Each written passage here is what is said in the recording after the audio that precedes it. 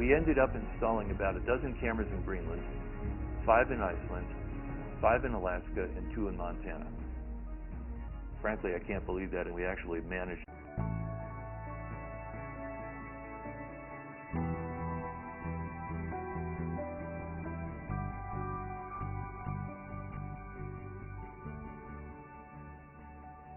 He is a visionary, and his works are like sacred objects. I present James Balog. Well, thank you so much.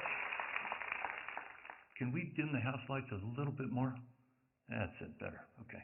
What I'm here to do tonight is bring to you tangible visual evidence of the immediacy of climate change itself. Glaciers matter because they're the canary in the global coal mine. It's the place where you can see climate change happening. Without further ado, let me tell you what we've been seeing out there. This is a glacier called the Solheim Glacier. We're looking down on it. Now we turn on our time lapse.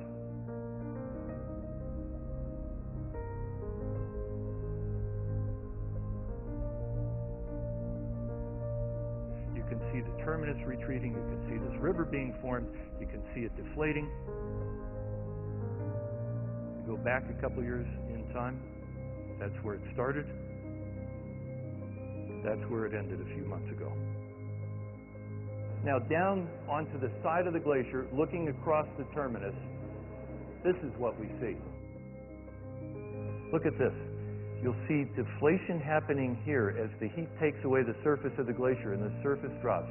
At the same time, a stream is undercutting it from a glacier that's melting faster up valley, washing this thing away.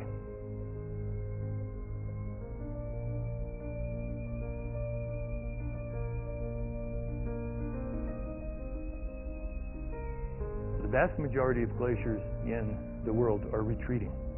Glacier National Park, Montana will need a new name. We'll be calling it Glacier-less National Park by the middle of the century because all the glaciers will be gone. There's such a strange, bizarre fascination in seeing these things you don't normally get to see come alive.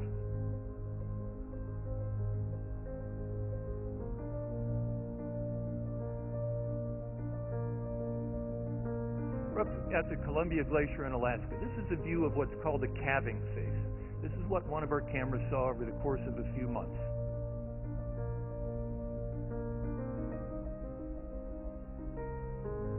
The action at Columbia is in part due to local glacier dynamics and in part due to climate change.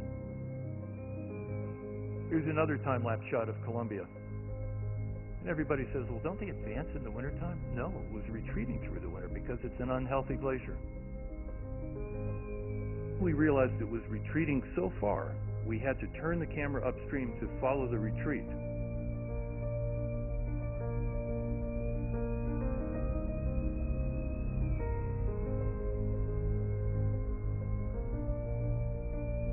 Then we had to pivot it again.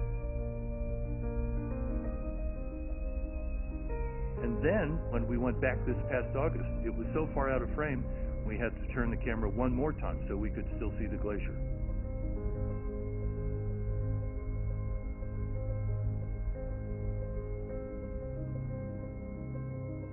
So that's where we started 3 years ago, way out on the left. That's where we were a few months ago, last time we were into Columbia.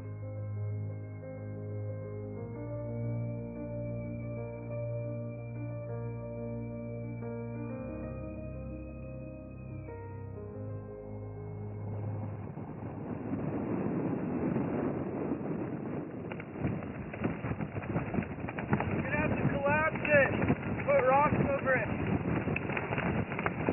It's ripping too. We gotta collapse it now.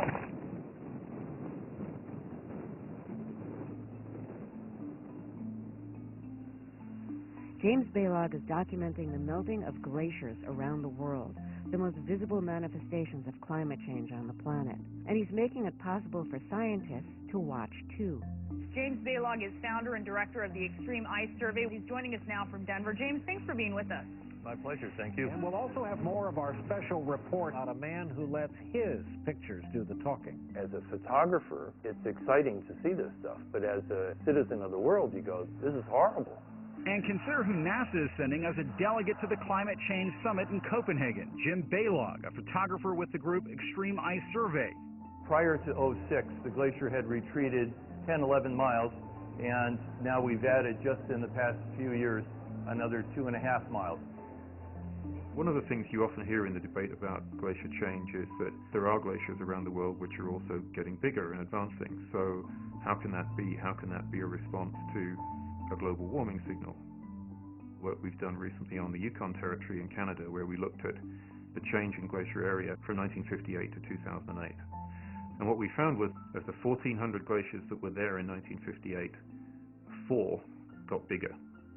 Over 300 disappeared completely, and almost all of the rest got smaller. Yes, there is a component of natural variability in the climate change we observe, but it's not enough to explain the full signal. So there has to be a greenhouse gas element to it.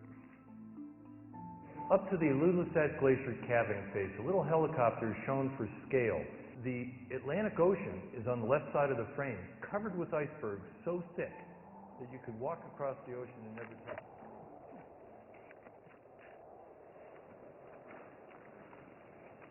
I'm on the phone with Jim on one of our regular check-ins. Jim, nothing's happening. Jim, it's going well. We had some serious bouts of wind, but other than that, things are fairly well set up here. We've got some continuous time lapse going. It's starting, Adam. I think. Adam, it's starting. Oh wait, Jim, this is the big piece is starting to calve. Let me call you back. All of that. Okay, bye. Still going? Yeah. In that V section right there. Holy shit, look at that big bird rolling. All 4 are running, right? Look at that. You know, look at the whole thing.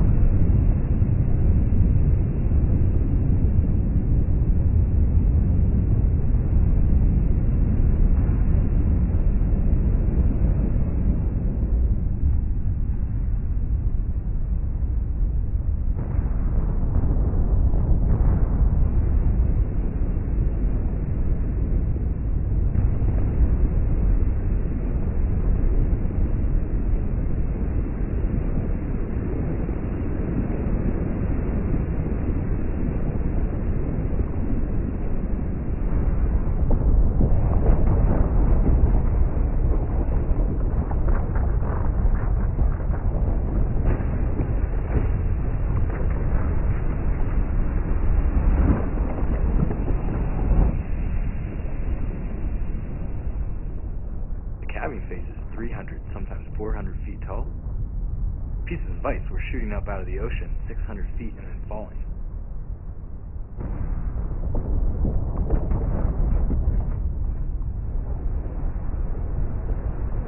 The only way that you can really try to put it into scale with human reference is if you imagine Manhattan. And all of a sudden, all of those buildings just start to rumble and quake and peel off and just fall over and roll around. This whole massive city just breaking apart in front of your eyes.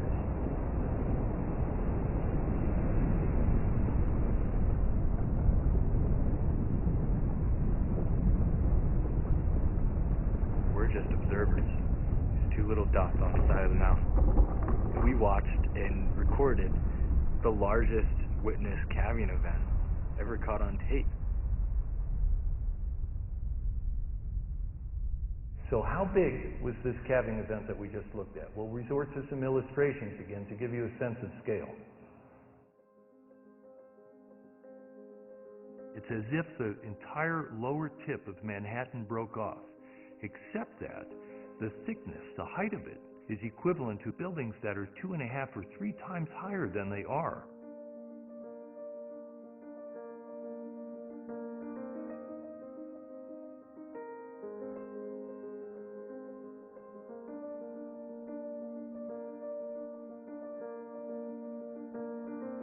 That's a magical, miraculous, horrible, scary thing.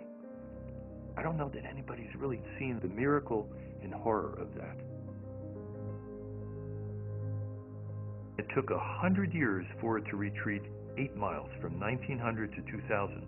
From 2000 to 2010, it retreated 9 miles. So in 10 years, it retreated more than it had in the previous 100. It's real. The changes are happening. They're very visible. They're photographable. They're measurable. There's no significant scientific dispute about that. And the great irony and tragedy of our time is that a lot of the general public thinks that science is still arguing about that. Science is not arguing about that. One of the really troubling things about climate change is that almost all of the world's prestigious climatologists are much more frightened about all this than the public is. People have a hard time understanding when we talk about climate change. What for me is so powerful and actually unprecedented in the work that he is doing is visualizing the change that allows us to actually see what was and what is becoming. I actually saw his work last spring, and that kind of changed my life in the sense that I had to quit what I was doing, which was working for Shell, and get involved in this debate in a much more profound way. The Extreme Ice Survey will go down in history as this is the evidence that we knew what was going on. You can't deny it.